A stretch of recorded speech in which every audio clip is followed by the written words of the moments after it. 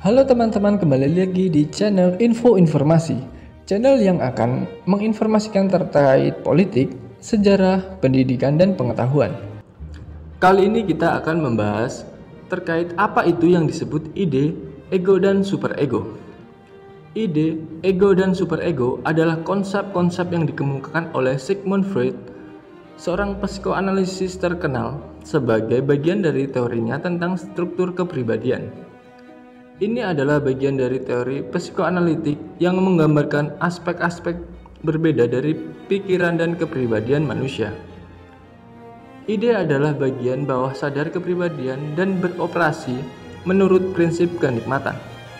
Ini mencangkup insting-insting dan keinginan dasar, termasuk dorongan biologis dan naluri alamiah.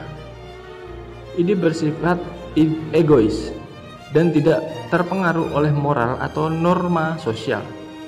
Tujuannya adalah untuk memenuhi kebutuhan dan mencapai kenikmatan sesegera mungkin. Ego adalah bagian dari kepribadian yang beroperasi berdasarkan kenyataan dan logika. Ego berkembang dari ide dan berfungsi sebagai perantara antara ide dan realitas eksternal. Ego mencoba untuk memenuhi keinginan ide dengan cara yang realistis dan sosialmente dapat diterima. Ini bekerja berdasarkan prinsip realitas dan mencoba mencapai keseimbangan antara keinginan dan tuntutan dunia luar.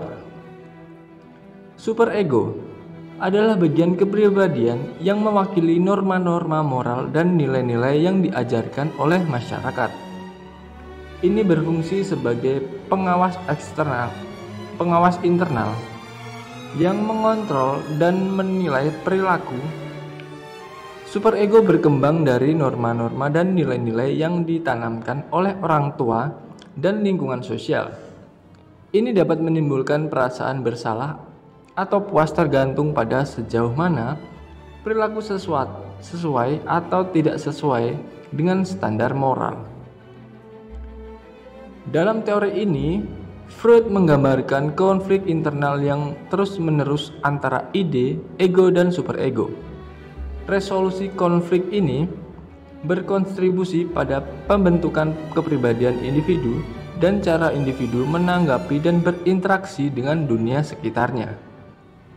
Penting untuk dicatat bahwa teori ini sementara berpengaruh dalam perkembangan psikologi, telah menghadapi kritik dan kontroversi.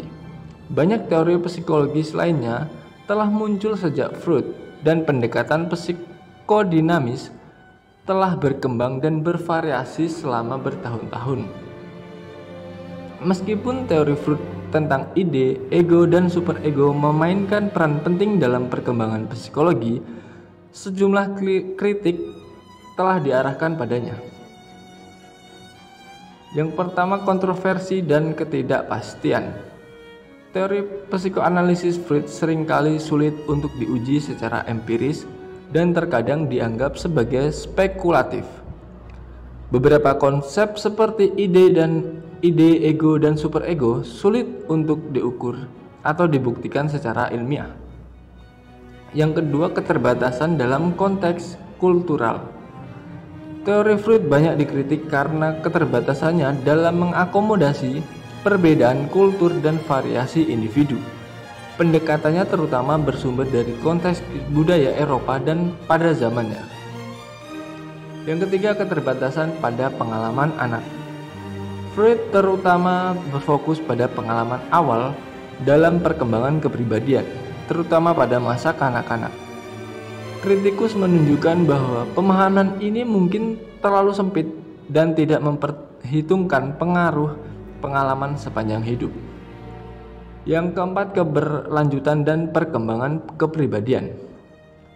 Beberapa teori psikologis lainnya lebih menekankan pada ide bahwa kepribadian dapat terus berkembang dan berubah sepanjang hidup.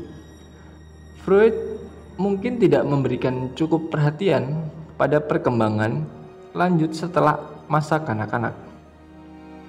Meskipun ada kritik, konsep-konsep seperti ide, ego, dan superego tetap menjadi bagian dari wawasan psikologis dan telah mempengaruhi pandangan terhadap kepribadian dan perilaku manusia. Banyak teori psikodinamis dan pendekatan psikologis yang berbeda setelah perkembangan sejak Freud, dan pemahaman kita tentang kepribadian semakin kompleks. Dalam perkembangan psikologi modern, konsep-konsep Freud termasuk ide, ego, dan superego telah menginspirasi banyak pandangan dan pendekatan yang lebih baru. Meskipun beberapa aspek teori Freud telah ditolak atau dimodifikasi, kontribusinya telah mempengaruhi pemikiran psikologis. Beberapa perkembangan lebih lanjut, pemikiran psikodinamis modern. Meskipun teori psikoanalisis Freud telah diubah dan dikembangkan oleh para ahli berikutnya, pendekatan psikodinamis telah relevan dalam memahami motivasi, konflik, dan perkembangan psikologis. Ahli-ahli seperti Carl Jung, Alfred Adler, dan Karen Horney mengembangkan pandangan dan konsep psikodinamis mereka sendiri. Pemikiran pengembangan kepribadian. Konsep perkembangan kepribadian telah berkembang untuk mencakup lebih banyak aspek, termasuk pengaruh lingkungan, sosial, dan kebudayaan.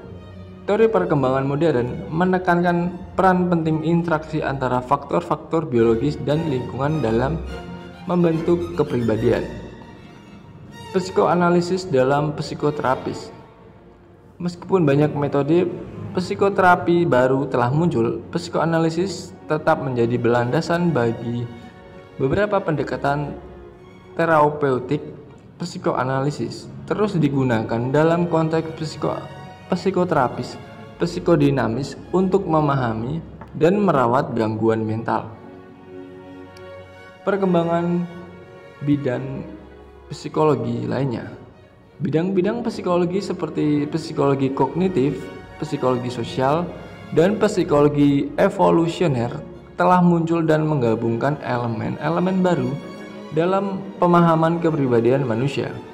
Pendekatan-pendekatan ini sering memusatkan perhatian pada proses-proses mental yang lebih spesifik dan aspek-aspek kognitif, sosial, dan biologis dalam membentuk perilaku dan kepribadian. Konseling dan psikoterapis kontemporer. Pendekatan terapeutik kontemporer sering menggabungkan elemen-elemen dari berbagai teori, termasuk psikoanalisis, untuk memberikan pendekatan yang holistik dalam membantu individu mengatasi masalah psikologis dan meningkatkan kesejahteraan mental. Penting untuk dicatat bahwa psikologis sebagai ilmu terus berkembang dan teori-teori baru terus bermunculan. Sementara konsep-konsep psikoanalisis Freud telah menjadi landasan. Pemahaman kita tentang kepribadian dan perilaku manusia semakin kompleks dan terintegrasi dengan berbagai pendekatan ilmiah dan praktek biologis. Demikian sedikit terkait ide, ego, dan superego dari Sigmund Freud. Semoga informasi ini dapat bermanfaat bagi kita semua. Terima kasih.